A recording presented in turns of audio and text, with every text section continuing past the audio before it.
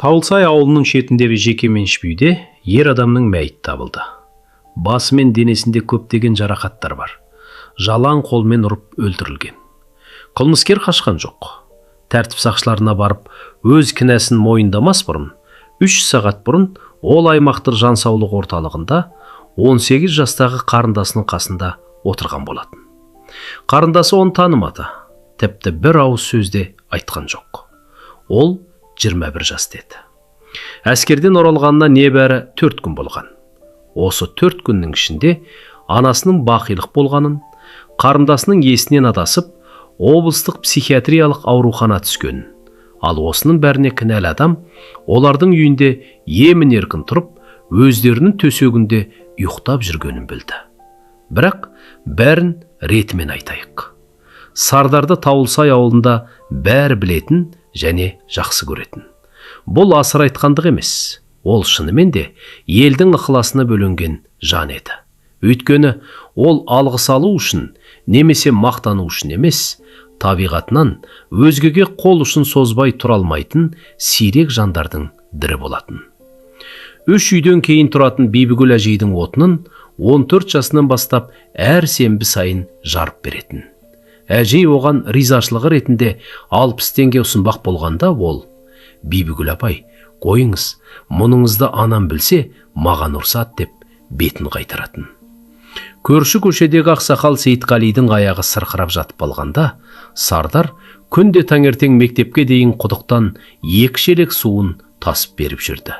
Мұны ешкімнің ескертуінсіз, үнсіз орындайтын. Көршісі Мырзабектің шарбағын, шатырын, табалдырғын жөндеп берген де осы Сардар. Тіпті мінезі қатал Мырзабектің өз әйеліне: «Сардар алтын бала, қазір мұндай жастар некен саяқ» дейтін. Сардар әкесіз өсті. Ол 7 жасқа, қарындасы Айжұлдыз 4 жасқа толғанда әкесі отбасын тастап кеткен еді. Анасы Гүлбану нан зауытында жұмыс істеп, 2 баланы жалғыз өзі жетілдірді. Сардар кішкентайынан үйдің еркегі екенін сезініп, соған сай әрекет етті. 15 жасынан бастап жұмысқа араласып, тапқан табысының бәрін анасына әкеп беретін. Қарындасы Айжұлдыз үшін тау болып тұратын. Ауылда ешкім Айжұлдызға тиісе алмайтын. Өйткені артында Сардар бар екенін бәрі білетін. Сардар үнемі күлімсіреп жүргенімен, қажет кезінде қаймықпайтын қарулы жігіт еді. 1995 жылдың көктемінде ол отан алдындағы борышын өтеуге Қиян шет аймағына аттанды. Құрылыс батальонында қызмет етіп, әр апта сайын анасы мен қарындасына бөлек-бөлек хат жазып тұрды. Бату есімді ер адам Гүлбанудың өмірінде Сардар әскерге кеткенге дейін 1 жыл бұрын пайда болды. Олар нан зауытында танысқан еді. Бату ол жерде жүк тасушы болып істейтін, жасы 45-те, ажырасқан, басқа жақтан келген адам болатын. Басында өзін өте жуас ұстады. Аран судан аулақ болды. Үй шаруасына көмектесіп, Гүлбануға мейірімін төкті. Сардар оны әскерге кеткенше бірнеше ай бойы бақылап, үнсіз ғана сырттай сынап жүрді. Сардардың көзінше Бату ешқашан дауыс көтермейтін, артық қимыл жасамайтын. Сардар кеткеннен кейін бәрі өзгерді. Бату ішімдікке салынды.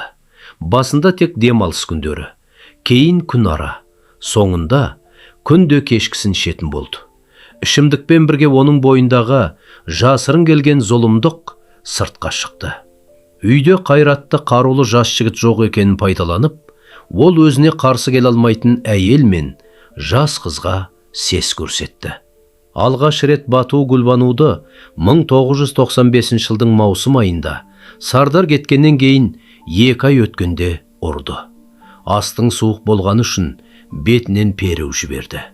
Гүлбану құлады, бірақ ешкімге тіс жармады, сақшыларды шақырмады, көршіге де бармады, тіпті Сардарға да хат жазбады. Өйткені ұлының бәрін тастап келіп, қылмыс жасап, өмірін қор қылатынын білді. Хаттарында: «Ләйләм, бәрі жақсы. Айжұлдыз сабағын оқып жатыр. Бату жұмыста, уайымдама» деп жазатын. Күзге қарай үй ішіндегі соққы күнделікті үйреншікті жағдайға айналды. Көршілер түндегі айғайды естейтін, Гүлбанудың орамалының астындағы көгерген іздерді көретін, бірақ ешкім араша түспеді. 90-шы жылдардың қиын шағында әркім өз ғаммен әлек. Ал Бату болса, сау кезінде адамға суық жанармен тік қарап, сес көрсететін. Айжұлдыз 18-ге толған еді. Ол мектепті бітіріп жатқанда, Бату оғанда қол көтере бастады. Ал оның ұрып соғудан бөлек, жасаған басқа да қорлықтарын Айжұлдыз ешкімге, тіпті дәрігерлерге де айта алмады. Өйткені ол облыстық психиатриялық аурухана түспей тұрып-ақ сөйлеуден қалған болатын. Бірде Айжұлдыз сақшыларды шақырмақ болғанда, Бату телефон сымын жұлып алып, қызды 3 күн бойы төсектен тұра алмайтындай етіп сабады. Тағы бірде қыз көршілерге қашып барып, жедел жәрдем шақыртты.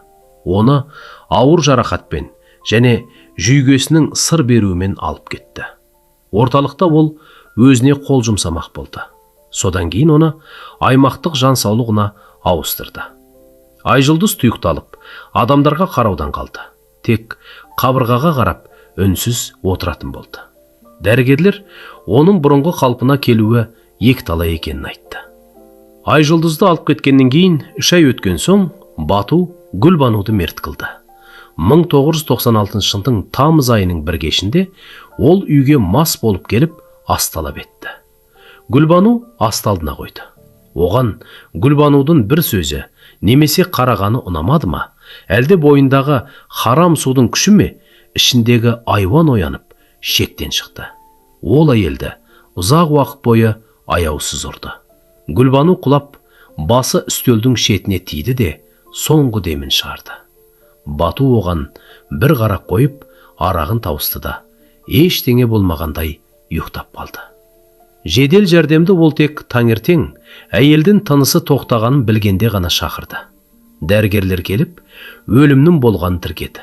Себебі бас сүйек жарақаты. Бату болса, кешкісін баспалдақтан құлап кетіпті. Мен көрген жоқтын, ұйықтап жатқанмын деп пұтылды. Аймақтық сақшы келіп, жауаптарды жазып алып, баспалдақты қарап шықты. Сұрақ қойылған көршілер де үнсіз қалды. Бірі қорыққаннан, бірі өзгені ісіне араласпауды әдет қылғандықтан. Осылайша іс ашылып, артынша бір жола жабылды. Мұны тұрмыстық жазатайым оқиға деп бағалады. Гүлбануды ауыл сыртындағы зиратқа жерледі. Ал Бату жаназаға да, жерлеуге де келген жоқ. Сардар ештеңе білмеді. Әскерден қайтуына 4 ай қалғанда анасынан хат келмей қалды. Ең соңғы хат шілде айында Гүлбанудың қазасына дейін келген еді. Әдеттегідей, байсалды жазылған хаттың соңында Айжұлдыз саған сәлем айтып жатыр деген сөздер бар болатын. Ал шындығында ол кезде Айжұлдыздың үйден кеткеніне 2 ай болған еді. Сардар хат жазса да жауап болмады. Ол қатты уайымдап, бөлімше командирінен үйге қоңырау шалуға рұқсат сұрады. Командирі болса, ештең етпес. Тағы 2 ай шыда. Барасың, бәрін өз көзіңмен көресің деп, иығын қиқандатты. Сардар әскердегі соңғы күндерін санап жүрді. Күн өткен сайын, оның ішінде белгісіз бір үрей мен мазасыздық өсе берді. Бұл сезім дәл бір орны табылмаған тіс ауруындай жанын жегідей жеді. 1996 жылдың қарашасында Сардар елге оралды. 3 тәулік бойы пойызда жүріп, кейін Таулысайға баратын көлікке мінді. Аялдамадан таныс көшемен Бибігүл әжейдің, Сейітқали қарттың, Мырзабектің үйінің жанынан жаяу өтті. Иығында жол сөмкесі, үстінде әскери күртеше, шашы алынған.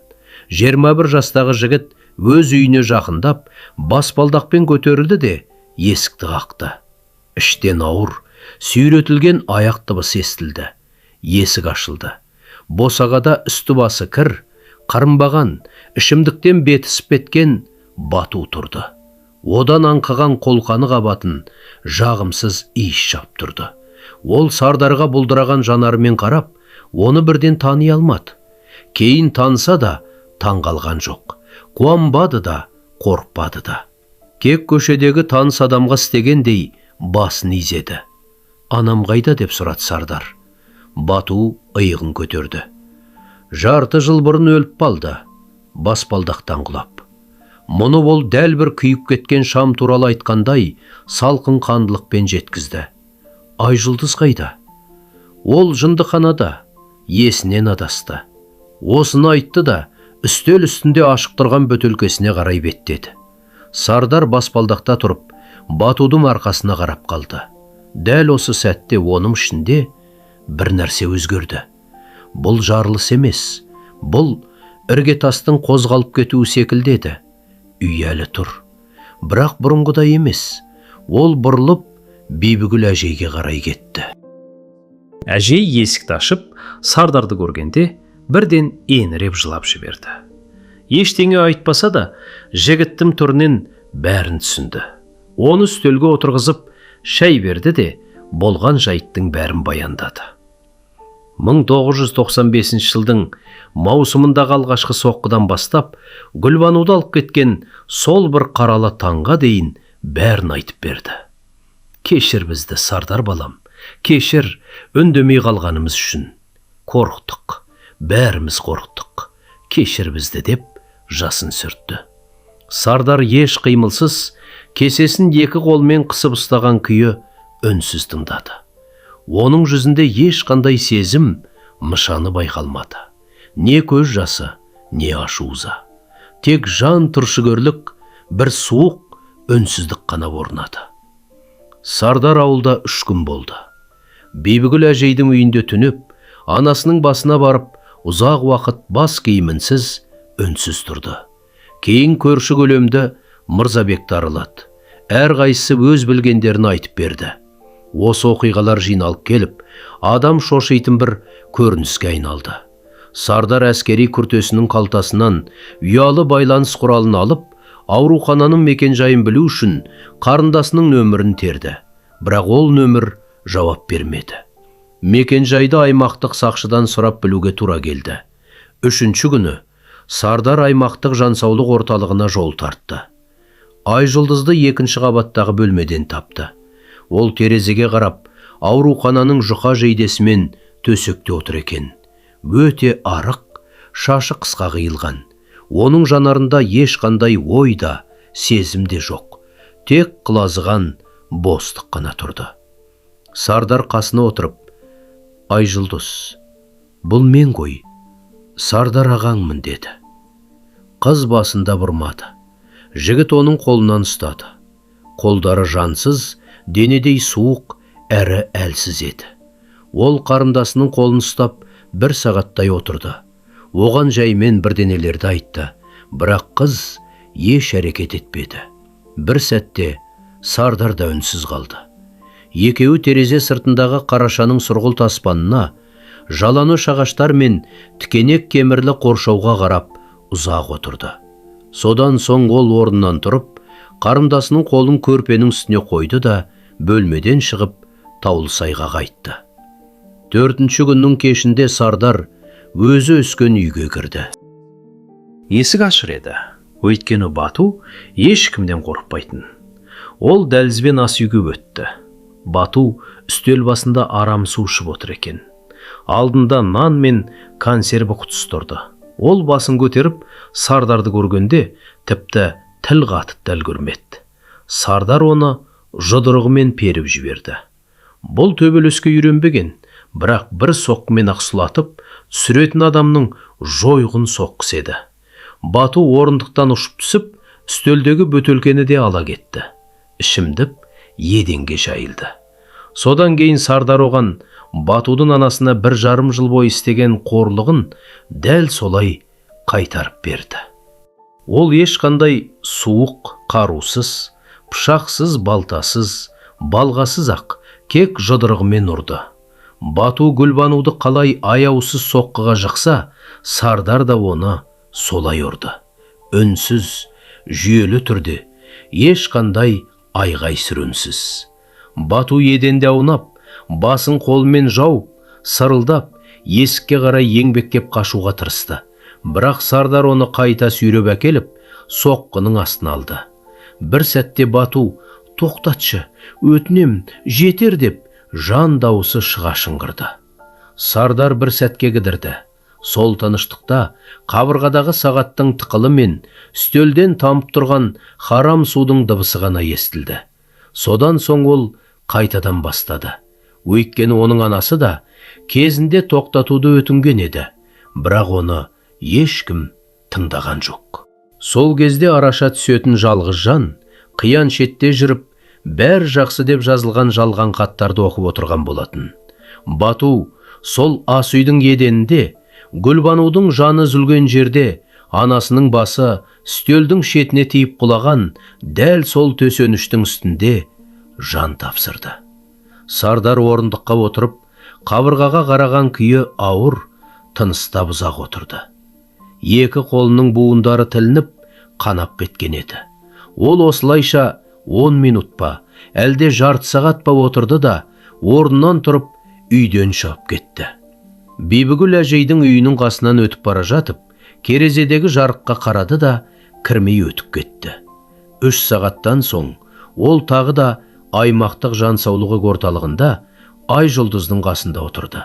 Сол төсек, сол жейде, қабырғаға қадалған сол баяғы жансыз жанар.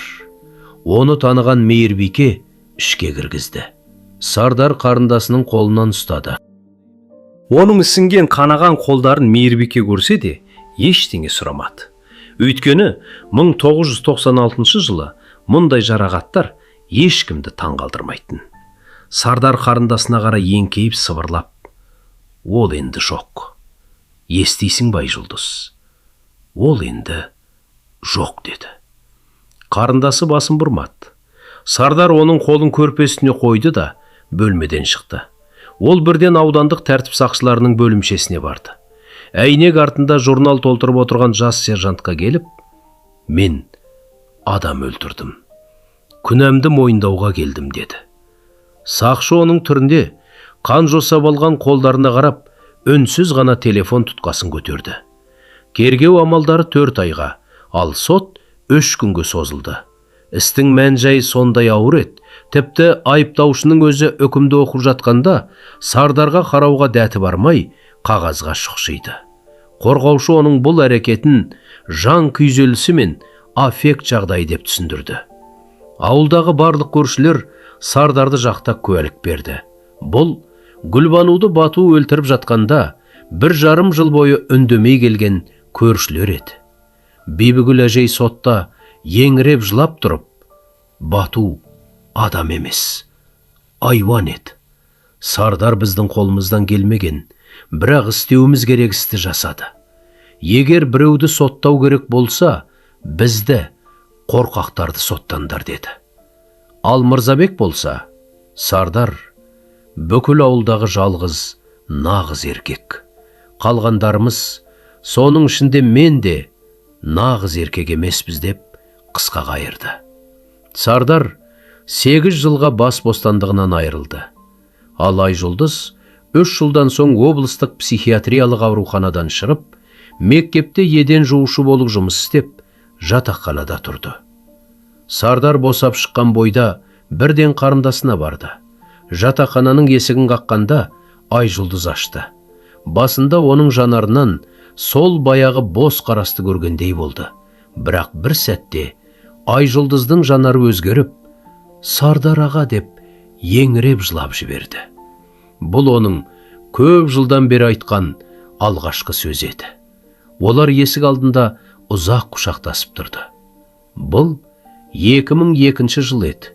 Сардар жұмысқа орналасып, пәтер жалдап, қарындасын қасын алды.